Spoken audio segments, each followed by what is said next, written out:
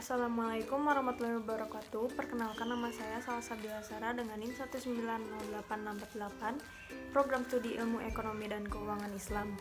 Tujuan saya membuat video ini yaitu untuk memenuhi tugas akhir bisnis Islam, dan topik yang akan saya bawakan kali ini yaitu tentang murabahah klasik dan kontemporer. Pengertian murabahah adalah perjanjian jual beli antara bank dengan nasabah, praktik transaksi yang memungkinkan bagi nasabah untuk menyelesaikan masalah finansial ketika kesulitan membeli suatu barang. Secara etimologi berasal dari kata al-rob yang memiliki arti kelebihan atau pertambahan dalam perdagangan. Dengan kata lain, al-rib tersebut dapat diartikan sebagai keuntungan. Secara terminologi, jual beli murabahah juga terbagi dua, yaitu pertama, jual beli dengan tambahan keuntungan yang jelas terhadap modal awal, dan yang kedua, jual beli dengan tambahan keuntungan yang disebutkan dan disepakati terhadap keseluruhan harga awal. Adapun dasar hukumnya, yaitu menurut Al-Quran terdapat pada surat Al-Baqarah ayat 278 dan Al-Baqarah ayat 280. Lalu pada hadis, kebolehan murabahah itu justru didasarkan pada kejelasan modal dan keuntungan. Dan ijma, orang-orang Islam telah mempraktekkan dan bermuamalah dengan murabahah sepanjang masa tanpa ada yang menolak dan mengingkari keabsahannya. Hal ini sebagai petunjuk adanya ijma akan membolehkan murabahah. Menurut Imam Malik, bagian yang dianggap sebagai produk harga dan mempunyai laba, bagian yang dimasukkan dalam pokok modal dan tidak memiliki laba, bagian yang tidak dimasukkan dalam pokok harga dan tidak mempunyai laba.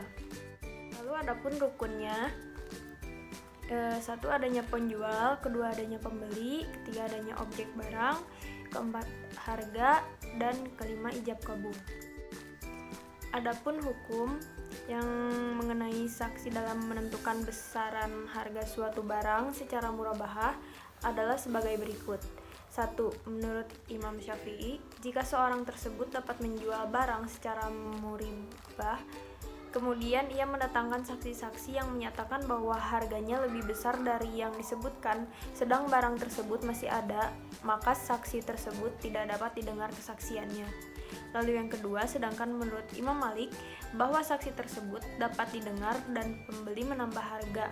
Jika barang sudah habis, maka pembeli berhak khiyar atas pemberian nilai barang pada saat menerimanya atau mengambil barang dengan harga yang benar. Dari Ibnu radhiyallahu an berkata, Rasulullah SAW bersabda, apabila penjual dan pembeli berselisih dan tidak ada bukti keduanya, maka perkataan yang diikuti adalah perkataan pemilik barang dagangan atau keduanya saling membatalkan transaksi. Lalu saya akan menjelaskan tentang murabahah kontemporer. Pengertiannya, menurut Wahbah Zuhaili adalah jual beli dengan harga pertama atau pokok beserta tambahan keuntungan. Menurut Abu Malik Kamil bin Sayyid Salim adalah jual beli dengan memberikan selisih harga suatu barang antara pembayaran tunai dan ditangguhkan atau angsuran. Lalu adapun dasar hukum dari murabahah kontemporer, yaitu yang pertama Al-Baqarah ayat 276 dan An-Nisa ayat 28.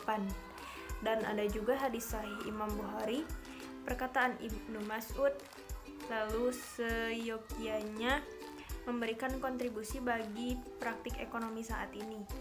Lalu adapun syarat murabahah kontemporer, yaitu yang pertama mengetahui harga awal pembeli, kedua anaknya mengetahui harga pembelian karena merupakan syarat sahnya transaksi jual beli. Syarat ini meliputi semua transaksi yang terkait dengan murabahah seperti pelimpahan wewenang atau tawliyah, kerjasama, isro, dan kerugian atau wadiah. Yang kedua, mengetahui laba atau keuntungan. Persentase keuntungan harus telah disepakati antara penjual dan pembeli karena merupakan salah satu syarat sah jual beli murabahah. Lalu adapun rukun murabahah kontemporer, yaitu yang pertama akidain, yang kedua barang yang ditransaksikan, yang ketiga harga, yang keempat masalah terkait harga pokok, yang kelima masalah terkait harga jual, dan yang terakhir ijab kabul. Sekian video pembelajaran dari saya, kurang lebihnya mohon maaf. Assalamualaikum warahmatullahi wabarakatuh.